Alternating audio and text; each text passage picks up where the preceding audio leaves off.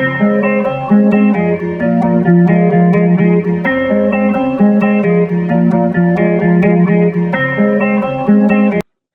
everybody. Welcome to another episode of Around the Octagon. Today, I am joined by Luke and San. We're here to break down UFC Shanghai. Boys, how we doing tonight? Doing good. Bad weekend, but doing good today. So before we get into it, a little bit of news. RDR versus Fluffy Hernandez just got announced to fight. I believe that's in like a month and a half or so. So very short turnaround, 2 months. Luke, I know you touched on these two being the guys that you'd like to see fight for the belt next. Now they're in line to fight each other. What is your early prediction going into that fight? Yeah, I was thinking that just because Khamzat came out and said he wanted to fight in Abu Dhabi in October. Obviously, this negates that. There probably won't be a Khamzat defense within 2025. We'll probably have to wait till 2026 to see him defend his belt for the first time. But I think everyone that is, watches UFC or watches these two guys fight over the last 3 or 4 fights knows that this is a great stylistic matchup for both guys. You got great gas tanks on both ends, great grappling on both ends. The clinch work of RDR is really second to none right now, as we saw against Bo Nickel. And then Fluffy just seems to brutalize his opponents on his 8-fight win streak. Personally, as a Fluffy fan, I'm going to be on Fluffy's side, but I think this is an absolute war. They did it, a good graces by making it a 5-round fight. I think it would have been a disgrace if it was a 3-round fight. So I'm just really excited to see this. Really happy with this fight night main event. Yeah, I agree. I mean, I think this is exactly the fight that we need. I mean, we got like the two probably strongest grapplers in the division going up against each other to see who's ultimately going to go for that belt and who's, more primed to take on Khamzat Chimaev that we saw last weekend. So definitely the fight to make. Don't have a prediction for now. Fluffy has been looking really good, and I think he's just been moving around more and is a lot more active in that cage. So I'm leaning him right now. But we'll see when we get closer to that fight. Yeah, I'm very curious on how the jiu-jitsu of RDR is going to sort of throw off the wrestling of Fluffy Hernandez. If Fluffy will be so aggressive still in the wrestling department, given how dangerous RDR is on the ground. I know some people classify RDR as maybe the most dangerous jiu-jitsu specialist in the UFC. I know you have Charlie Olives up there with him as well, but that's just kind of the level that he is on. So that is very interesting to me. And the other question that I really had regarding this fight, Son, I'll let you take this one first. We obviously have Nasruddin Imavov squared to fight Caio Borralho not too much further before that fight. Do you think this RDR Fluffy Hernandez fight kind of throws a wrench into the plan of this number one contenders fight between Nasruddin Imavov and Caio Borralho? I mean, the way I see it is these 4 fighters right now are in a semifinals. Whoever really finishes the fight, because I would say, weight-wise, both of those fights, the Caio and Imavov and the RDR Fluffy fight, I think they both carry the same weight as far as, if you win this fight, you're not guaranteed, but you're very deserving of a title shot. So I think it's going to come down to the fact that they're both booked right next to each other too. I think it comes down to whatever winner has a more impressive performance. And, if something gets pulled out that wasn't, if Caio, submits, Imavov in a very, very impressive fashion or just throws him around the octagon, for example, something crazy like that were to happen, I think, that would kind of push them ahead. But I think that's exactly what this is. So whoever is the winner of both those 2 fights, whoever wins it better and in a more impressive fashion, I see them going to the belt first. But regardless, I think the winner of both fights will get their title shots respectively. I really don't have much to add, Son. I couldn't have said it better myself. I think the way you described it as a semifinals point, that's a great point. I think that's exactly how fans should look at it. And I think Dana kind of alluded to that. He said any of these 4 guys can be next up. I agree. It's whoever wins in the most dominant fashion will get the next title fight, and the winner of the other fight, which I think they'll do it in dominant fashion as well. Because I think it adds that much more to these 2 fights. Now that hey, Dana's practically came out and said the winner gets the title shot. Everyone's going to be balls to the wall here. So I think the winner that doesn't get the title fight will be sitting on the sidelines and get the next shot just when Khamzat's ready or whenever, if someone were to take the throne from Khamzat. So I'm very excited for these fights. But yeah, that's how I see it playing out. What are you laughing at? Balls to the wall? Dude, no, you said heel. Like you got a fucking huge list. All right, moving on.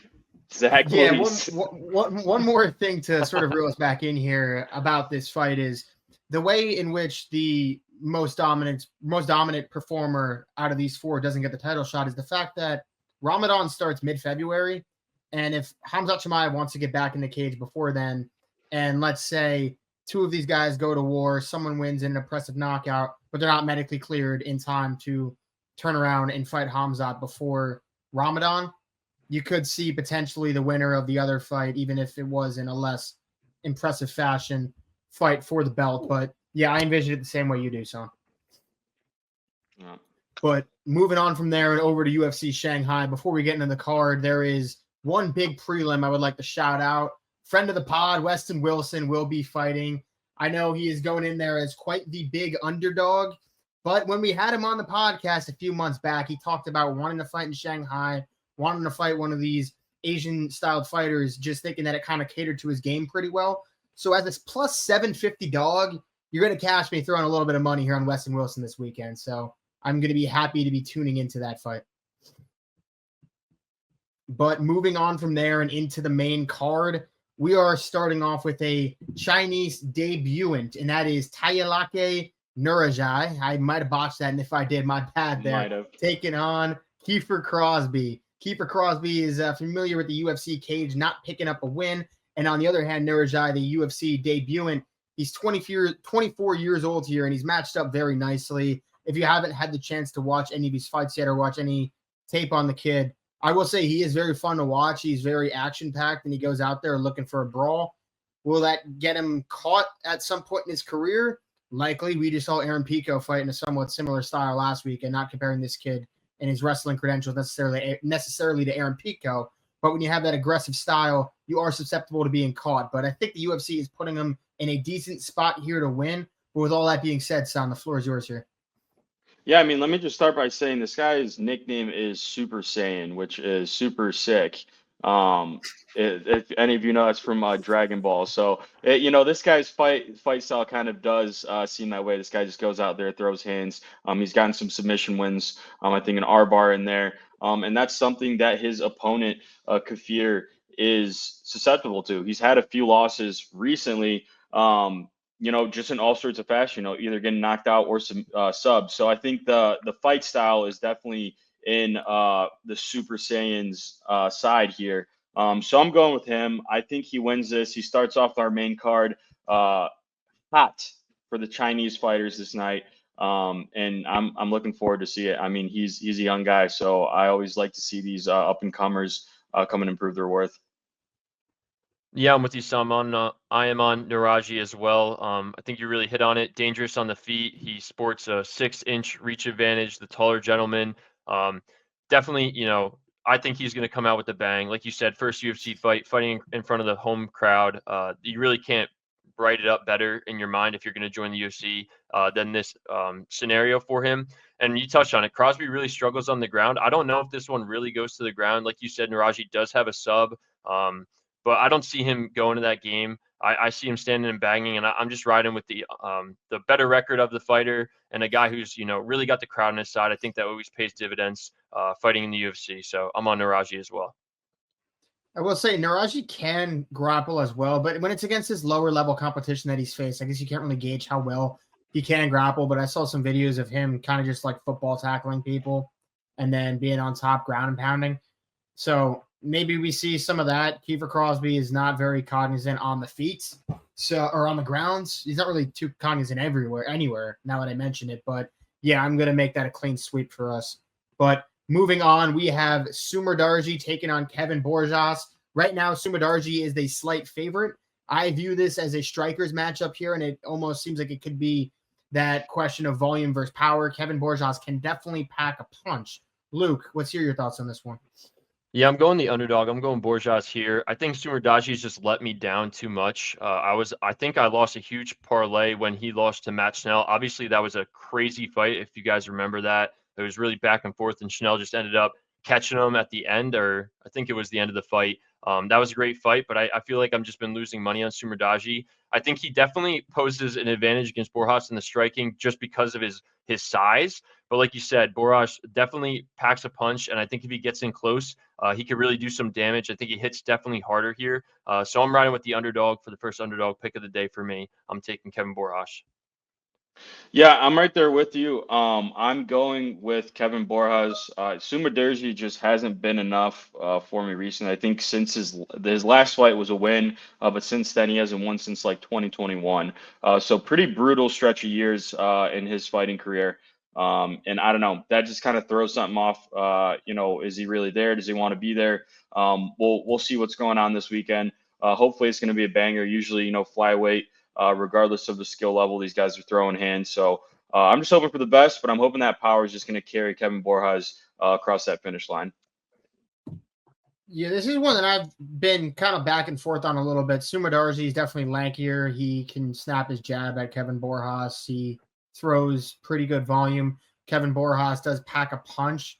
And I think what kind of put me over the top here is that Kevin Borjas went in on enemy territory his last fight in Mexico and put an absolute beating down on Ronaldo Rodriguez.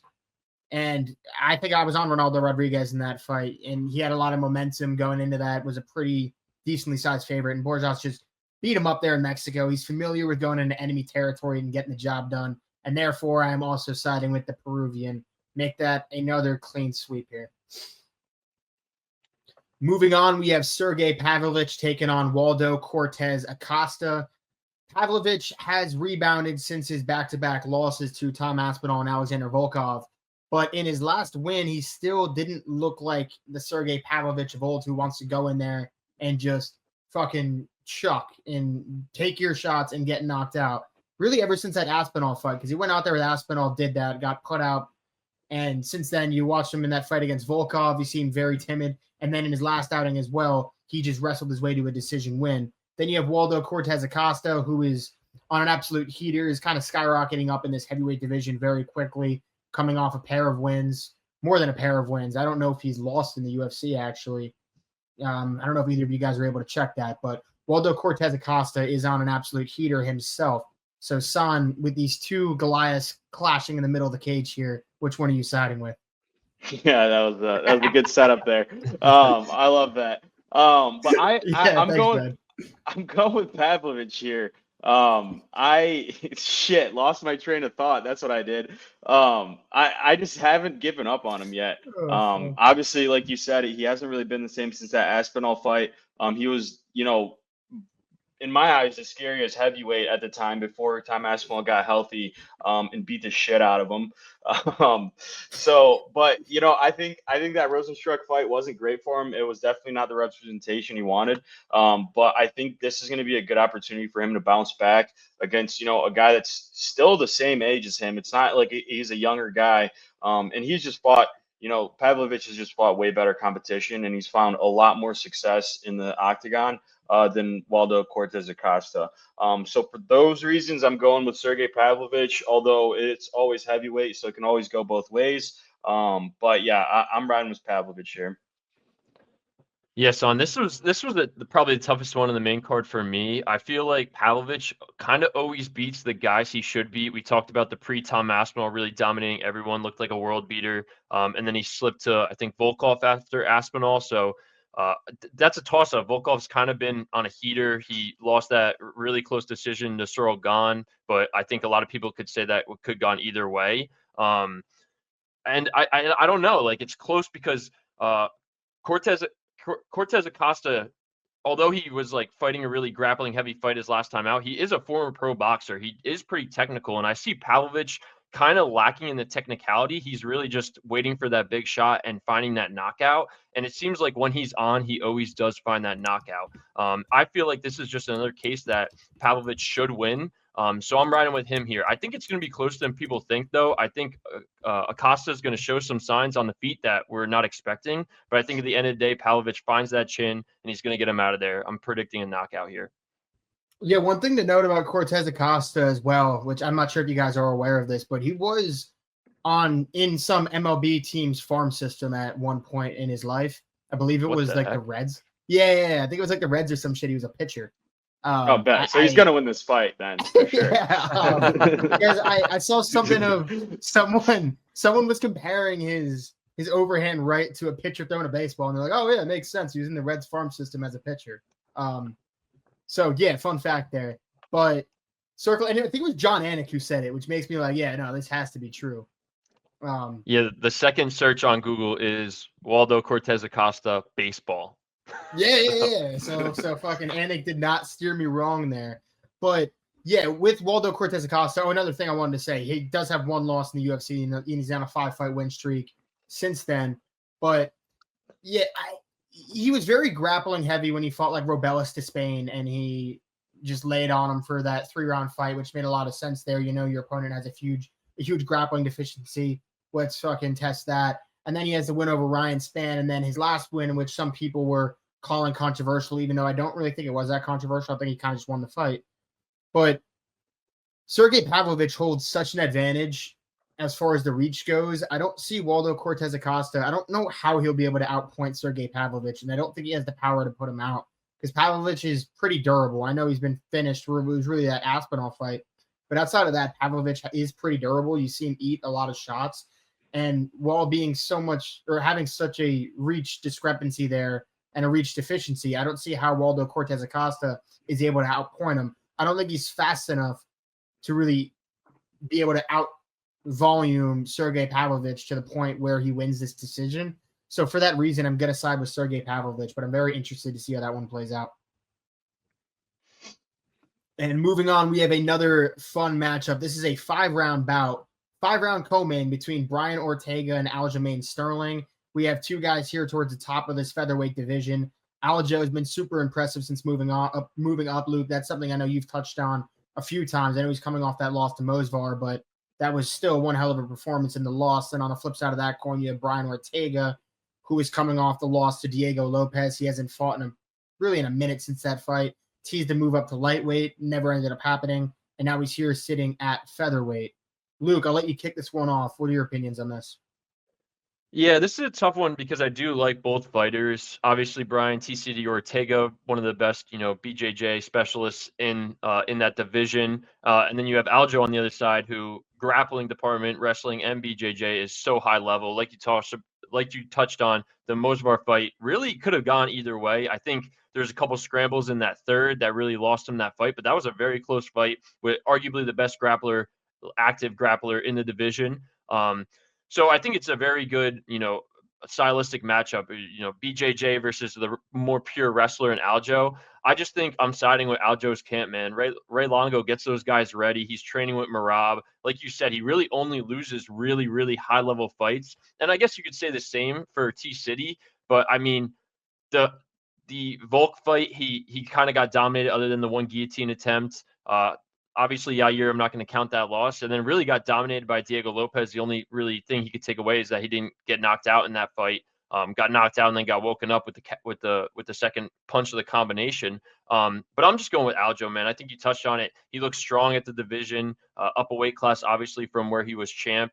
And I think he's just like the hotter fighter right now. I think he's riding a little bit, obviously coming off a loss, but still riding the high of knowing he can compete for world titles. And I don't think we're that far away from him getting another shot here. So I'm taking Aljo here. I don't think he gets it done. I think it's a very highly competitive fight that goes to the decision. Yeah, I can't agree with you more there. I'm also going with Aljo. I think he just poses more threats on the feet to Brian Ortega, which is really where he fell apart with Diego Lopez. And I don't know if there's even going to be much grappling in this, although I would love to see some grappling exchanges with these two. I don't know if there will be because, we see that a lot with two wrestling or grappling heavy opponents going at each other. They usually stand up on the feet, or sometimes you see that happening. So I'm excited to see what's going to happen there and how they're going to go about actually making that fight. But I do think in the grappling and wrestling department, Aljo is just offensively more dangerous than Brian Ortega. And he's got the physical part of it on top of it too. I think he's just a lot stronger. He's a lot more athletic than Brian Ortega.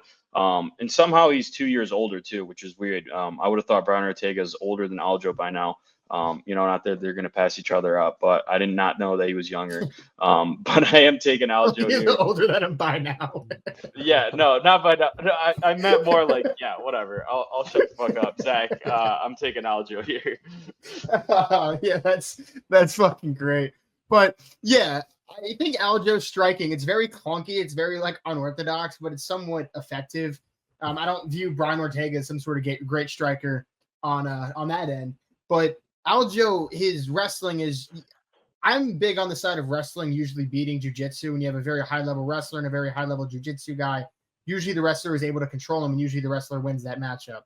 I've had this argument a lot of times, but I will still side on that side.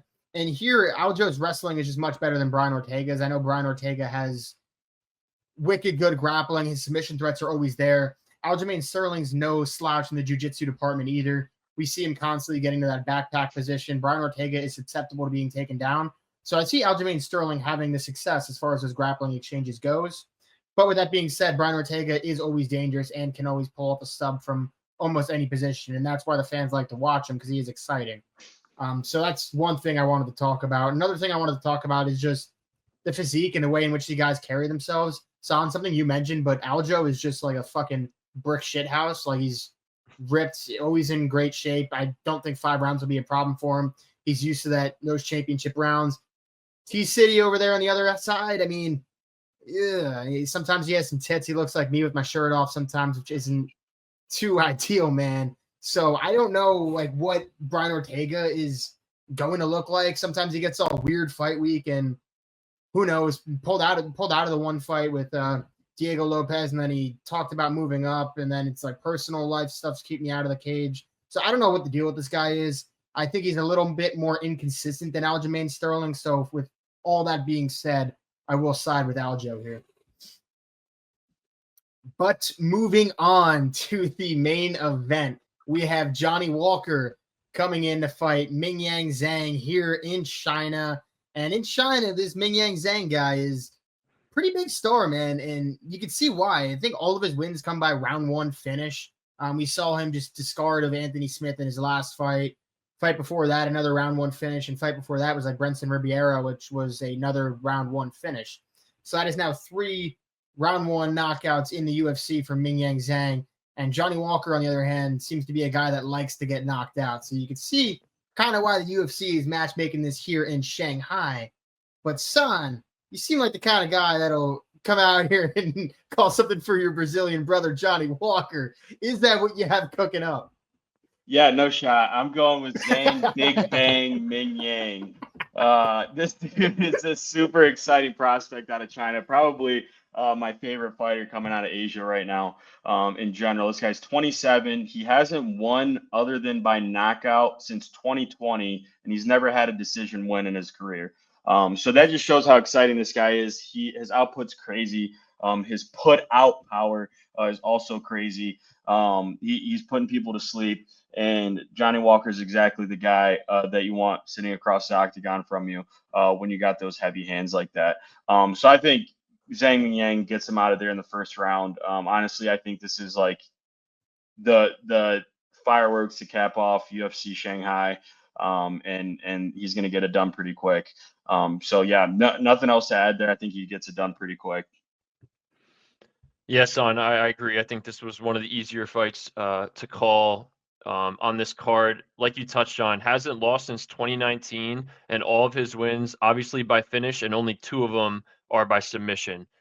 So not only does that speak to, like, I think he hasn't even the road to the UFC all knockouts, but he does have a little bit of ground game. So if it goes there, I do have faith in him. But like you touched on, I mean, Johnny Walker, always susceptible. We've seen some like crazy KOs where he gets KO'd, like when he threw up his hands against Jamal Hill. And his last 2 losses are coming off a knockout. So I think that's always, he's susceptible to it. His chin is in question. And against a power puncher like Zhang, there's no question here. I think this line is appropriately, set up. I'm taking him by knockout. He's going to get this one done, especially in a 5-rounder.